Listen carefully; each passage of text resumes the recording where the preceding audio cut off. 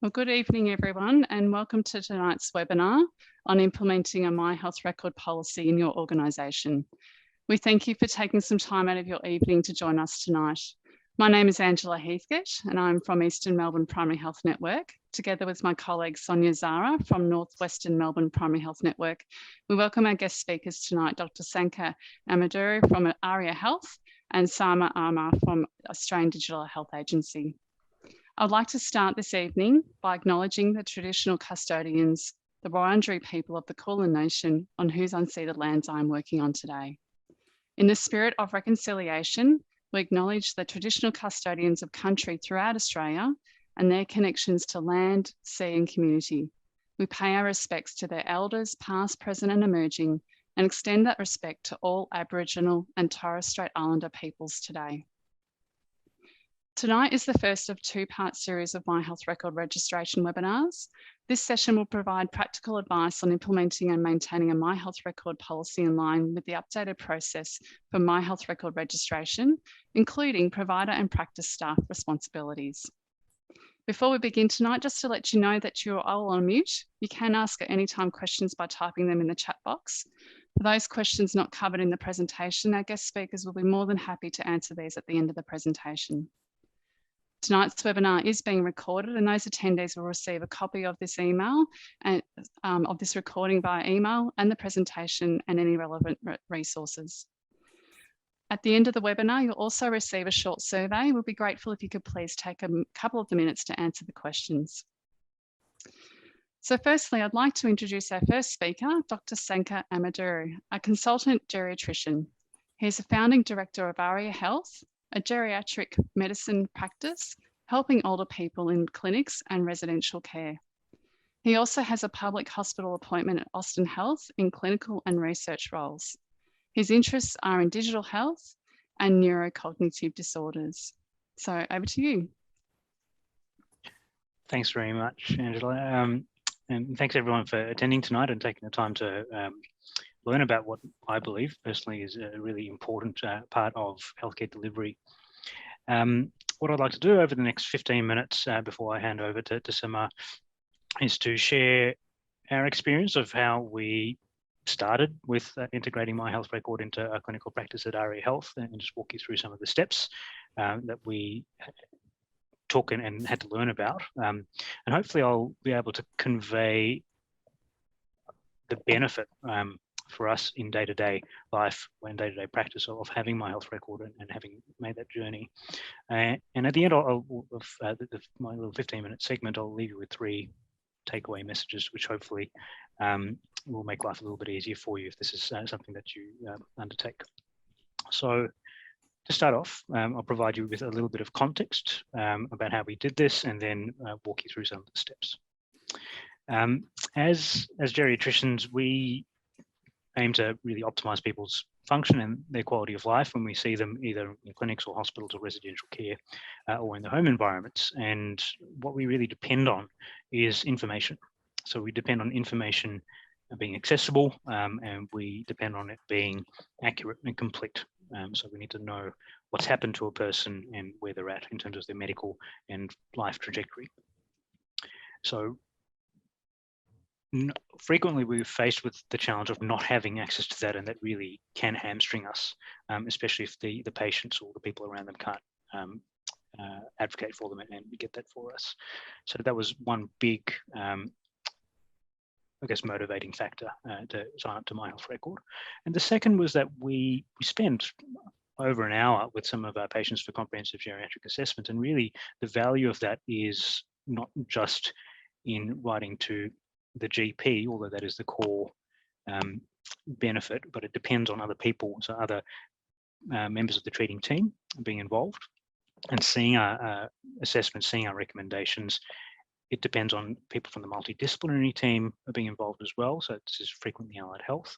It also depends on the patient and the people around them, so their friends, their family, particularly the medical treatment decision makers, being involved in that, so they can be responsible for the person's own healthcare. And communicating that and transferring that information, not just to the GP directly, but to a generally accessible repository is really, really useful and can improve healthcare outcomes. So for us, when we heard that the My Health Record was something we could access, it was really a no-brainer. So what that looked like was back in September last year, we got an email from our software provider, or our clinical software provider, and we use Gentoo, and this is a company or a cloud-based company owned by Genie, and it basically read, "You're first in line to try My Health Record." So they were trialing, integrating it, and they chose us as one of their pilot practices to work out the kinks, essentially.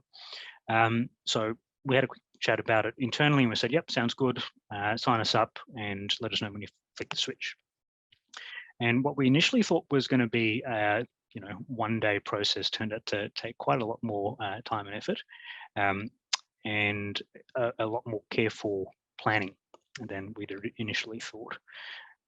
So I signed myself up as a clinician, not as a director, but as a clinician in the practice, as the canary in the coal mine. So only I had access to My Health Record, and only I could upload things to My Health Record. And the reason for that is that I wanted to manage any mistakes that were going to happen. And from that point, found some instructions from Gentoo. So they actually had prepared, to their credit, a fairly comprehensive step-by-step guide about how to integrate My Health Record in, well, particular to their software, because there are lots of different ways and different particular considerations in starting the process and actually getting My Health Record up and running, depending on the software you're using.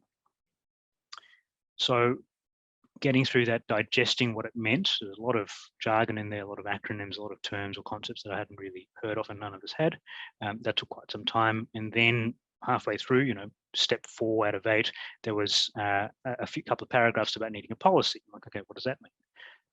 When we start looking at that, well, we started to realize that the policy, and not just the document, but the thinking behind it and the contingency planning was really important and required quite a lot of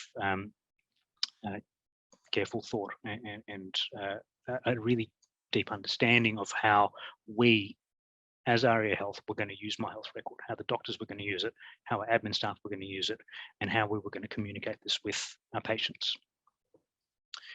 So then that took us down the route of, well, we need a policy. There are, well, what needs to be in the policy, and how do we actually work out a policy that makes sense for us? So that was a challenge.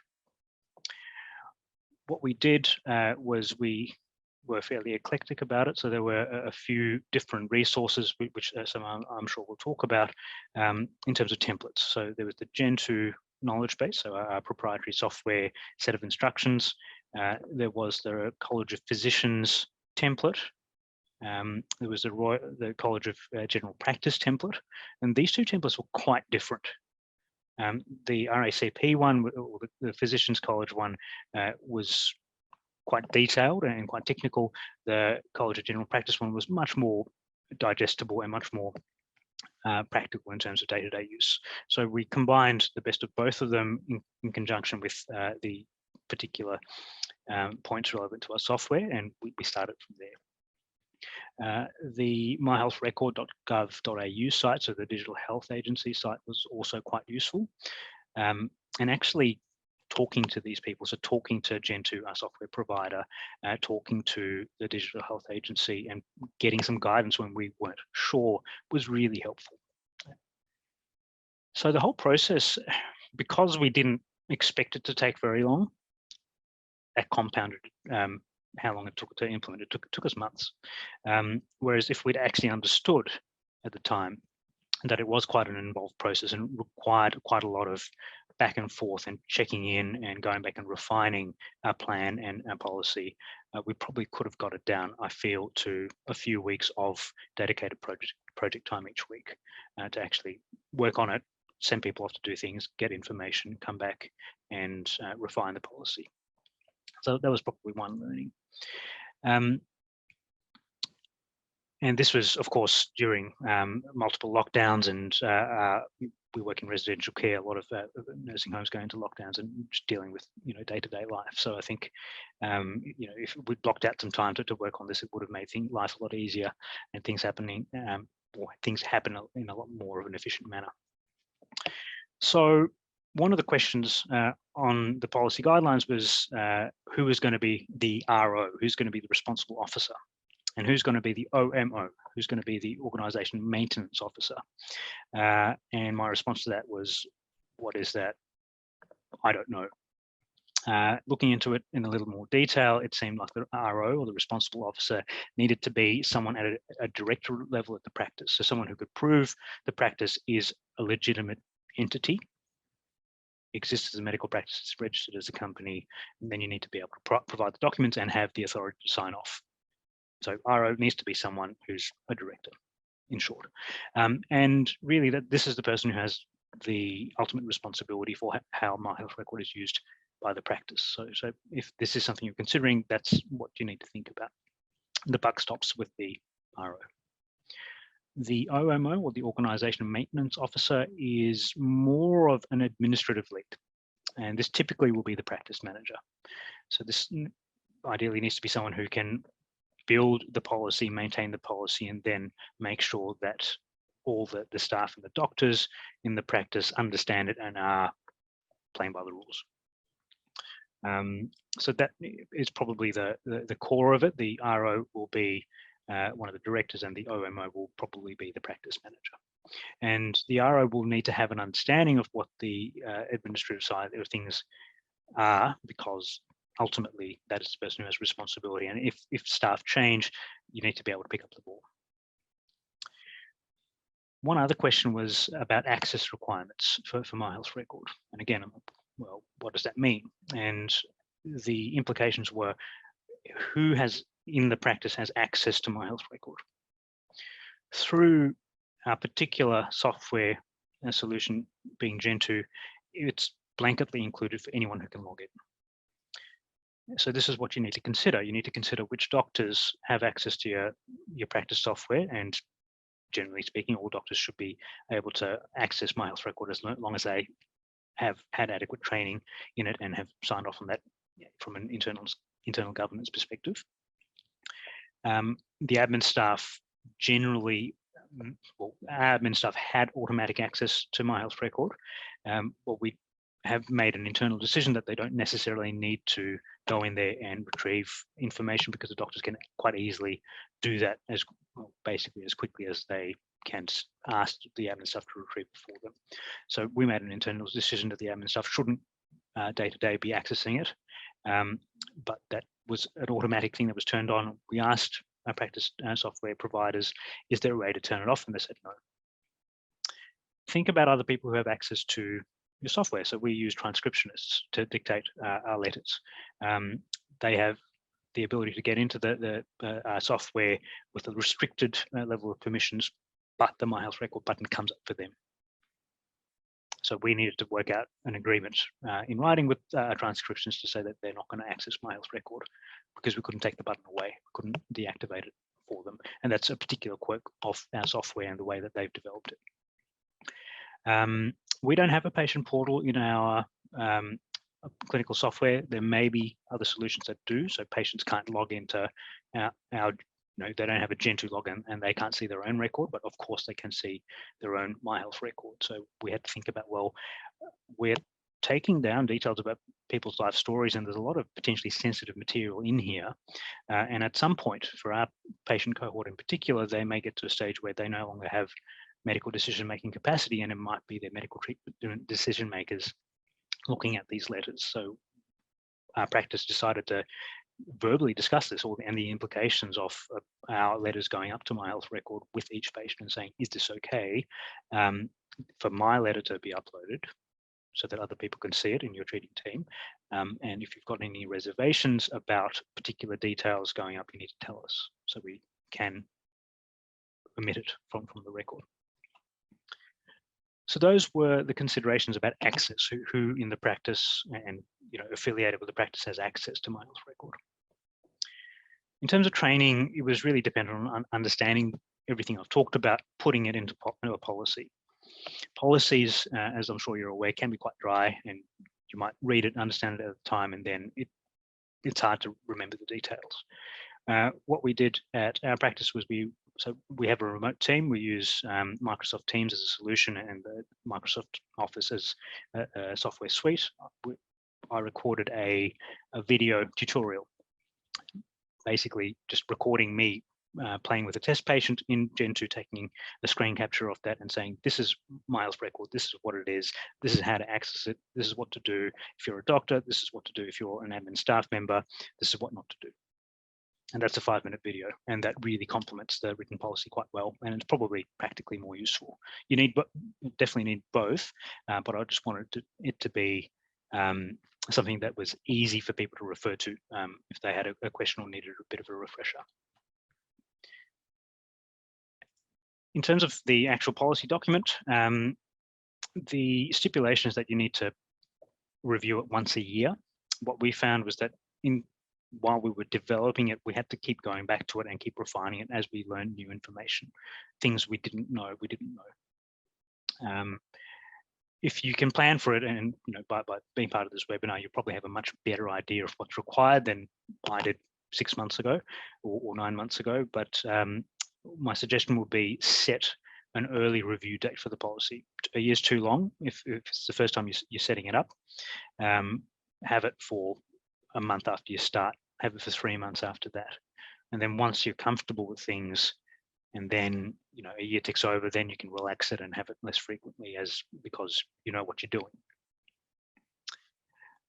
In terms of other tips for setting up a My Health Record policy, I think one of the biggest ones would be engage your people. So speak to the clinicians working with you, speak to the admin staff working with you, and everyone else in the team. Speak to them early, speak to them briefly and frequently, and just give them updates and really ask them what they need and see if My Health Record can help solve things for them, because it has for us. Clinicians find it much easier to be able to look up results or historical results, be able to find discharge summaries that they didn't know existed before they go see the patients, and it just makes their time with the patient so much richer in terms of clinical service provision, and it saves them a lot of time, and it saves our admin staff a lot of time, so they can focus their attention on other things rather than chasing up some obscure discharge summary from 7 years ago in some, seen elsewhere.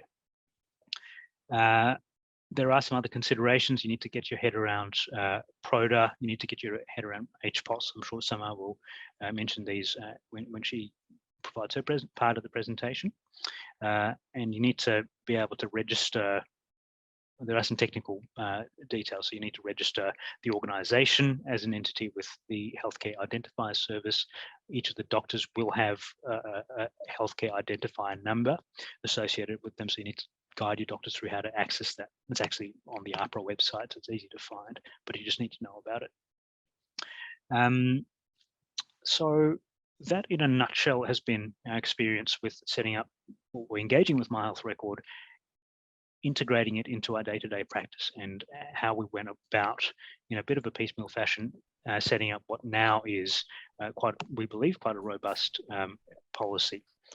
My 3 takeaway points for anyone who's looking to do a similar thing, and hopefully this will make it a bit less or a bit more efficient for you, is talk to your software providers and the digital health agency early, communicate by email, see if there are proprietary or software specific considerations that you need to know about.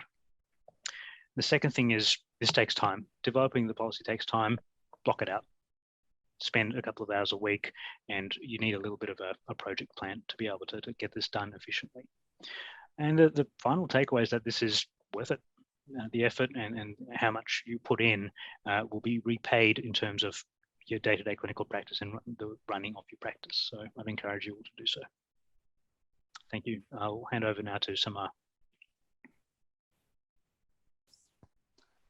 Thank you very much, Dr. Amador, for that insight. It's always great to hear how it's going on the other side of things, and lots of really great tips in there that I as well will take back to the team and share with other audiences.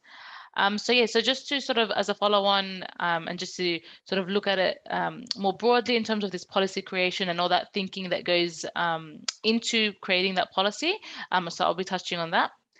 But firstly, for those that aren't too familiar with My Health Record, like what is this My Health Record that's got us doing a policy and talking to our software provider? So just to give you a bit of a background or an overview for those that aren't familiar, essentially it's an online summary of an individual's key health information.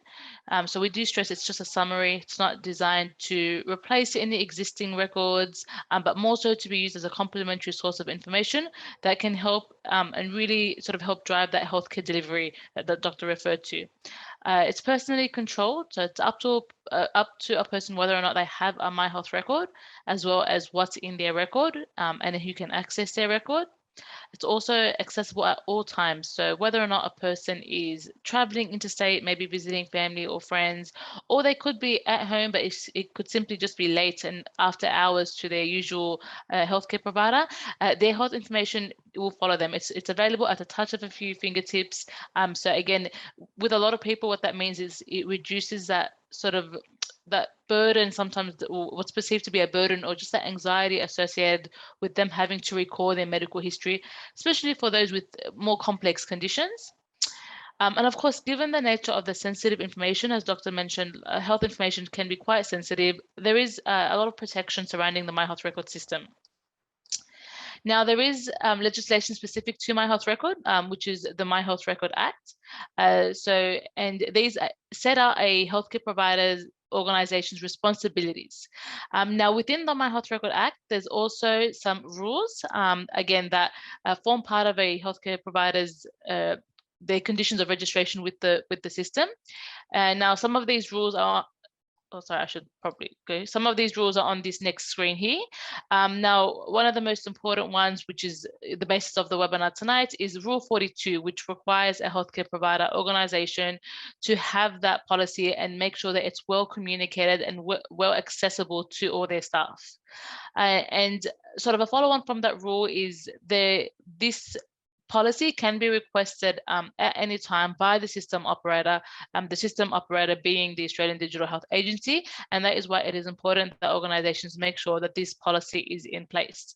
And again, it's all just surrounding that secure use of the system, because as Dr. Amadoru said, it is worth it, but we want to make sure that it is being used accurately and responsibly. So here, what I have here is just sort of the different stages where there's obligations that need to be met. Now, what you'll notice is that policy comes way before, or at the very start, even before an organization registers for the My Health Record system. And then again, that's something that we need to make sure that everyone understands. So when you come to register for the My Health Record system or register with the HI service, as part of that registration form, there is a declaration that you will come across that will outline that where you have to declare that you have that policy in place. And there's a checkbox that the organizations or the person that's registering the organization will need to tick to acknowledge that, yes, they understand and they have this policy before completing that registration. So it is important to be aware that, as I said, it is at the start of that process. And we'll be going through these different stages, and again, where these components are covered in that policy. So stage one, so as Doctor said, there are lots of templates that are available now, and he made a really good point. No one template is sort of a perfect template for an organization, because each organization is different. So and what he did there is exactly what we would recommend. So use a combination and you tailor those templates to suit your organization's needs, and just use them as a guide. You know, one might be a bit more comprehensive than the other, one more practical. So again, you do what works for your organization.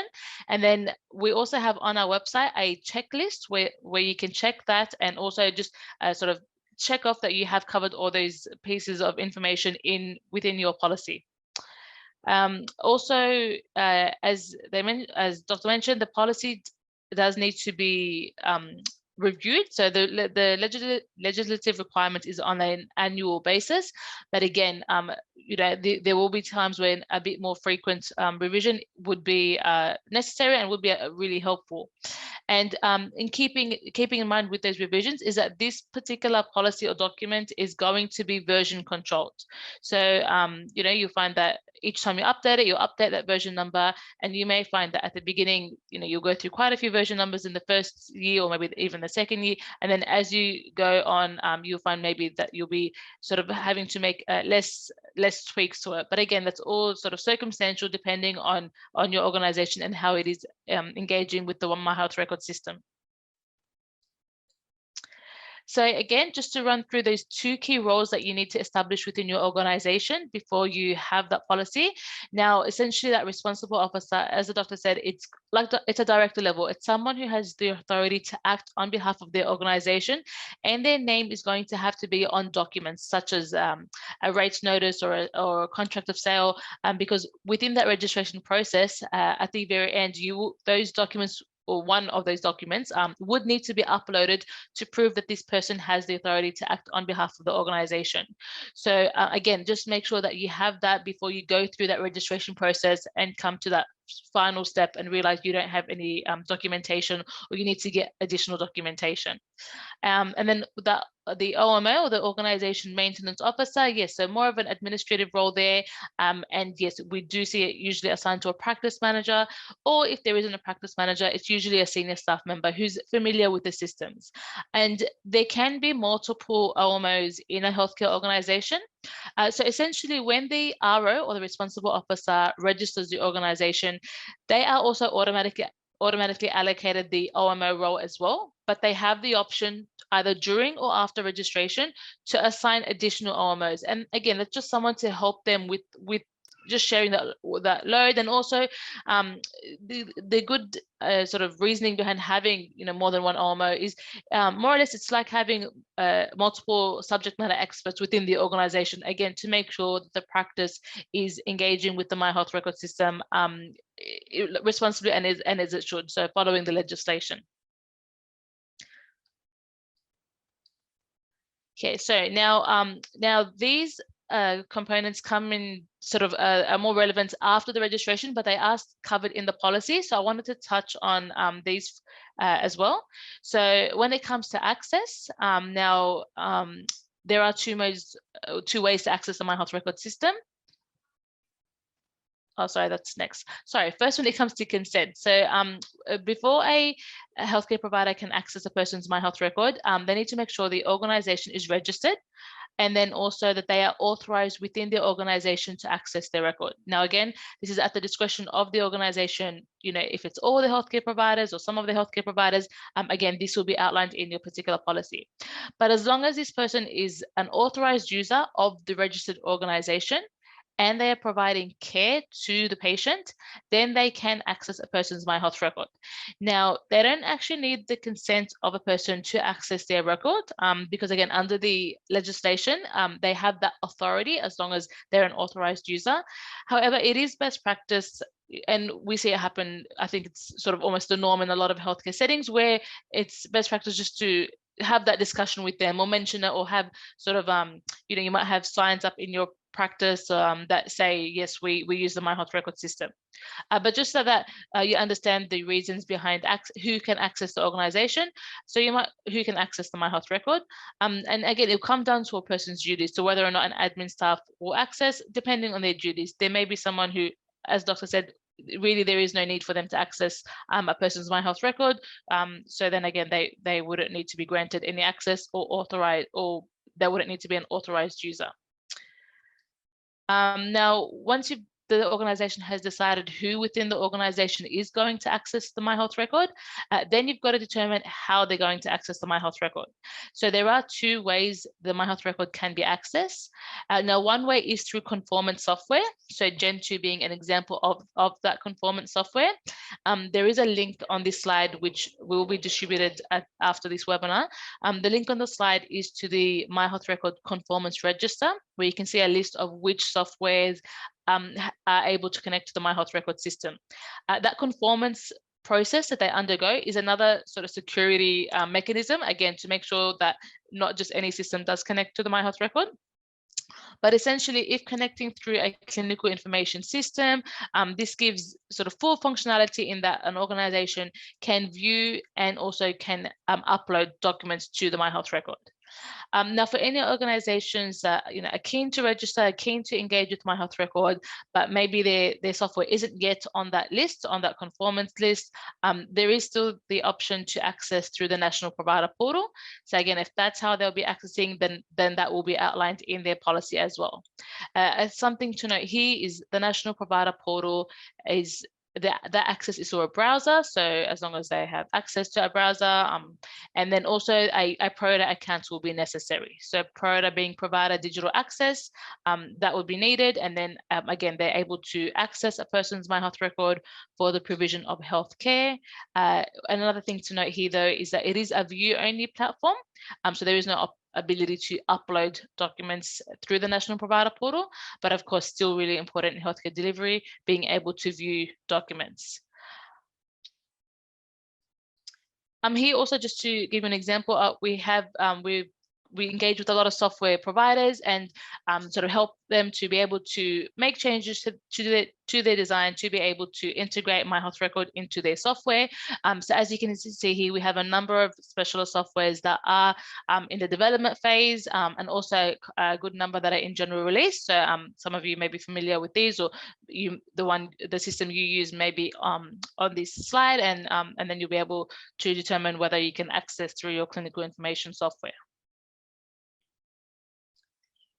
What I just wanted to quickly cover here as well is for those that are accessing through their clinical information software, making sure that you configure your system correctly so that you can then connect and engage or communicate with the My Health record is essential. So again, this is where your software provider can play a huge role. So either over the phone or a manual, or also at the agency, we have sort of virtual demonstration sessions where we can also guide you and show you how to configure the system correctly.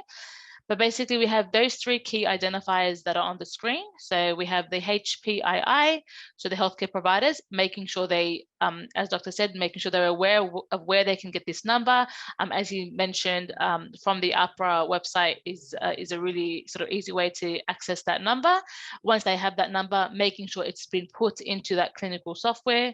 The HPIO for the organization, so that's provided after the registration is complete. So again, making sure that's put in the appropriate location within the software. And then finally, there's the IHI, which is the individual healthcare identifier number for the individual patients. Now this number, you don't need to input the number itself. You can retrieve that number by having sort of key demographic information within your software. So that key information will be the patient's first name, the surname, the gender, the date of birth, and either a Medicare or a DVA number.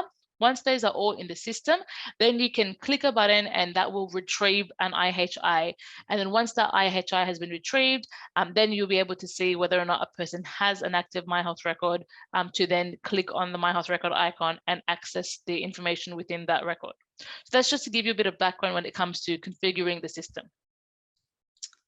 Now, training is another key part of the policy where you will need to provide how you'll keep track of your staff and the training that they undertake. Now, again, it's all to make sure that the My Health record system is being used in a responsible manner. Now, there is no minimum training requirement. And again, this could be at the discretion of the organization, but it is recommended that there is an ongoing training that's provided or tracked or given. Really good examples of when it's time to maybe have a refresher training is when there's been a new functionality introduced to the system, which we are constantly working on. There's constant improvements being made to the system, and that in itself can present an opportunity to get your staff to do another refresher training, including as part of the staff induction is another example of when you can introduce training, but basically making sure also you keep a list or a training register so that you can keep track of who's done the training, and then you can sign them off. And again, that's something you could outline in your policy as well. There is on our website a recommended training checklist that you can use as a guide. Now, again, as there's different training options are available. So there's webinars that or videos that the staff can watch. There's also e-learning modules, there's podcasts. So they can use a combination of the different training options. But at the end, it's whatever training is deemed enough for them to be able to confidently declare themselves or sign this declaration. So whether or not you use this checklist, but if you have a declaration of some sort that you can get your staff to sign off on, and that's their evidence of, yes, they have done the training and they are ready to use the My Health Record system. So again, that would be covered in the training component of the policy.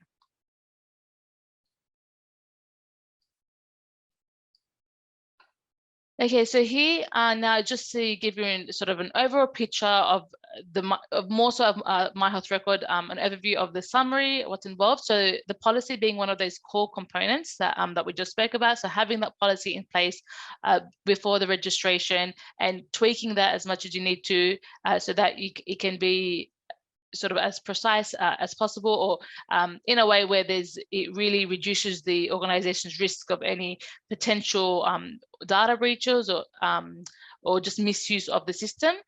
So user account management is also a really big component that's outlined in the policy. So here is basically where you would describe how you would sort of what sort of user management practices you would implement in your practice. So this, for example, would be something as like having an individual login for each of the staff members, making sure staff don't share passwords, which of course, would be given even outside of My Health Record, and making sure that these passwords are changed on a regular basis, and that there's a reasonable level of complexity behind these passwords as well. And also not leaving their computer unattended, or implementing screensaver settings. So all these user account management measures also can be outlined in the policy. Now, data quality, it's not so much touched upon in the policy, but it's still something worth keeping in mind when the practice is engaging with the My Health Record system, because keeping in mind that information on the My Health Record can be used by a number of other healthcare providers or organizations to provide care to this particular patient. So and this information can help inform some of their clinical decisions. So you want to make sure that your data is accurate, it's up to date, so that this information can confidently be used by other healthcare providers who access the My Health Record system. Okay, so something else again to keep in mind. So we have, as I mentioned before, registration with the My Health Record, as well as after registration, things that you need to stay on top of in terms of training and access, but there are also ongoing participation obligations. So one of the key ones for this particular policy being that reviewing that policy on a regular basis, but then also we have other participation obligations, such as that ongoing user account management, so that constant checking of the individual accounts and the passwords, etc., making sure that any information uploaded is accurate after time of upload or to your knowledge. But then also when it comes to, let me just see. Yep, and also making sure that you have those processes in place. So if a staff member suspects that maybe there could have been a breach of data, so for example, maybe a screen was open with some patient information, someone else might have seen it, making sure that they're aware of which procedure they need to follow, who they need to notify, so that person can then notify the system operator and that situation can be contained. Sorry, that was, I forgot to click next. That was on that screen here. The other thing I did want to mention also when it comes to access, again, just to be aware of, keep in the back of your mind. So I did mention previously that the My Health Record can be personally controlled. So some patients may put codes on their records, so that a code would need to be entered before the healthcare provider can access the information in there.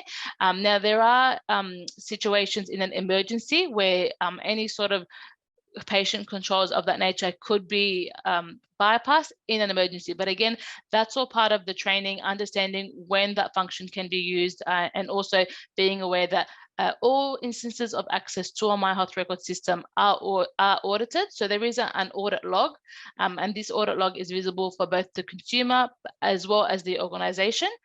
So again, within the policy, there will be a section there that outlines how often you will be checking that audit log and making sure you understand how to access this audit log in the system. So again, this will be something your software provider will be able to guide you through those steps. So you don't necessarily need to call them each time. Once they've shown you once, it's something you then would become familiar with.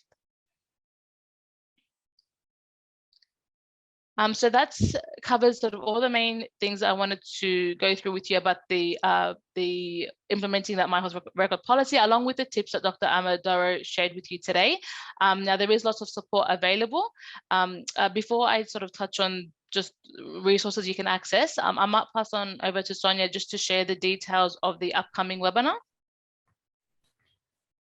Thank you, Sama. Yes, we have our next webinar. We're very excited to have our next webinar on My Health Record registration for medical specialists.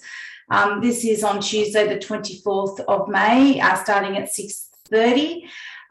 So there's the link there to register. Otherwise, you can also register on our websites at the Northwestern Melbourne PHN and the Eastern Melbourne PHN as well websites. We will be providing a copy of this this webinar today as well, with the details of our next webinar as well. So the key learning objectives are here, are listed here as well for our next webinar. So thank you, Sama, for that. I'd just like to, there's no questions at the moment in our chat from what I can see. If anyone does have any questions later on, please email us or contact us how you wish, and we'll be more than happy to pass on those questions to Dr. Sanka and Sama. I'd like to thank Dr. Sanka and Sama for your presentations and everyone for attendance today. We hope all your questions will be answered if there's any coming through, and we would be grateful if you can please take a few minutes to complete the survey after our sessions our session tonight. I might just touch on just these resources, which again they're received in the slides. But yeah, we have the Digital Health Specialist Toolkit. So lots of resources available for digital health tools in general, but of course specific to today's webinar, My Health Record. So we have fact sheets as well as guides, so user guides, implementation guides, and of course access to the modules. So modules can be completed at your own case and just give you that just that background information that will really help you when you come to put that policy together. So there's a module just about the security features and the policy, and then we have another module when you come to use the My Health Record, more practical, showing you the different documents in the My Health Record. So just wanted to share that with you as well. And of course, yes, happy for you to reach out to the PHN team, the agency. We are there to support you every step of the way in the process, to make your life that little bit easier, as Dr. Amadoru found in his experience as well. Thank you, Sama. And thank you again, Sama and Dr. Sanka, for the presentations this evening. Thank you. Good night. Pleasure. Thanks.